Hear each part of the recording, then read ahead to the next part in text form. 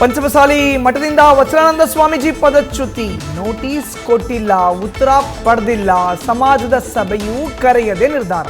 Court ಮೆಟ್ಟಿಲು ಏರೋದಕ್ಕೆ ಚಿಂತನೆ ನಡೆಸಿರುವ ಭಕ್ತರು.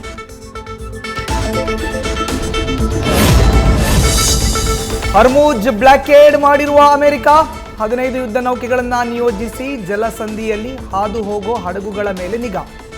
ಈ ಮೂಲಕ ಖಾರ್ಗ್ ದ್ವೀಪದ ಮೇಲೆ ಹಿಡಿತಕ್ಕೆ ಪ್ಲಾನ್.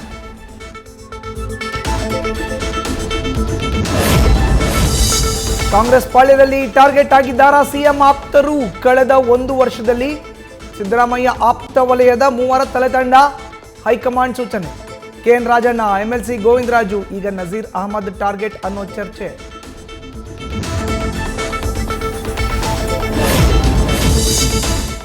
ನಾಳೆ ರಾಜ್ಯಕ್ಕೆ ಭೇಟಿ ನೀಡಲಿರೋ ಪ್ರಧಾನಿ ನರೇಂದ್ರ ಮೋದಿ. ನಮೋ ವಿಸಿಟ್ನ ಕ್ರೆಡಿಟ್ ಪಡೆಯೋದಕ್ಕೆ ದೋಸ್ತಿಗಳ ಪೈಪೋಟಿ. ಆದಿಚುಂಚನಗಿರಿ ಮಠದ ಭೇಟಿಯ ಲಾಭ ಪಡೆಯಲು 2 ಪಕ್ಷಗಳ ಒಕ್ಕಲಿಗ ಲೀಡರ್ಸ್ ಜಟಾಪಟಿ.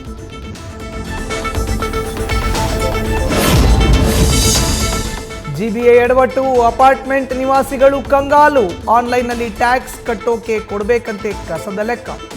ಇದರಿಂದ ಆಸ್ತಿ ತೆರಿಗೆ ಕಟ್ಟೋಕೆ ಆಗದೆ ನಿವಾಸಿಗಳ ಪರದಾಟ. ನ್ಯೂಸ್ ಫಸ್ಟ್ ನಿರ್ಭೀತಿಯಿಂದ ನಿಮ್ಮ ಪರವಾಗಿ.